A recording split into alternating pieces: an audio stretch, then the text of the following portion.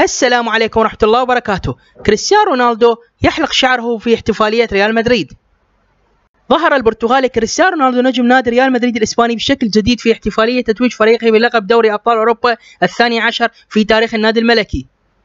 وانتزع رونالدو بهدفيه في يوفنتوس صدارة ترتيب هدافي دوري أبطال أوروبا الموسم الحالي من الأرجنتيني ميسي نجم نادي برشلونة الإسباني وصاحب 11 هدف، ويكون برصيد 12 هدف ليحسم لقب الهداف للموسم الخامس على التوالي كرقم قياسي.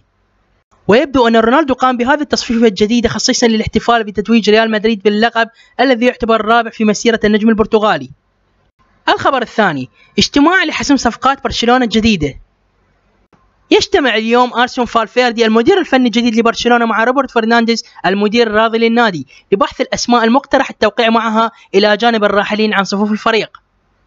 وأشارت الصحيفة إلى أن إيجاد ظهير أيمن على قمة أولويات فالفيردي في الوقت الذي تطرح فيه أسماء هيكتور بيليرين من أرسنال ونيلسون ساميدو لاعب بنفيكا البرتغالي كخيارات للنادي. كما سيتم بحث التوقيع مع متوسط الميدان الإيطالي ماركو فيراتي لاعب باريس سان جيرمان الفرنسي والإغواري جان سيري لاعب نيس، وأخيرا إمكانية استعادة جيرارد دوليفو مقابل 12 مليون يورو.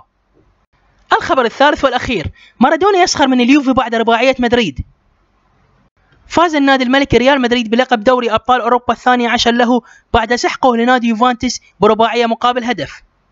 وظهر مارادونا بصورة وهو يشير بيده بأربع أصابع وقصده السخرية من يوفنتوس بعد الخسارة، وأيضا احتفلت مدينة نابولي بخسارة يوفنتوس. ووصل أمس اللاعبين إلى مدينة مدريد وجهزت لهم الاحتفالية في ملعب سانتياغو برنابيو باحتفالية فخمة جدا. والسلام عليكم ورحمة الله وبركاته.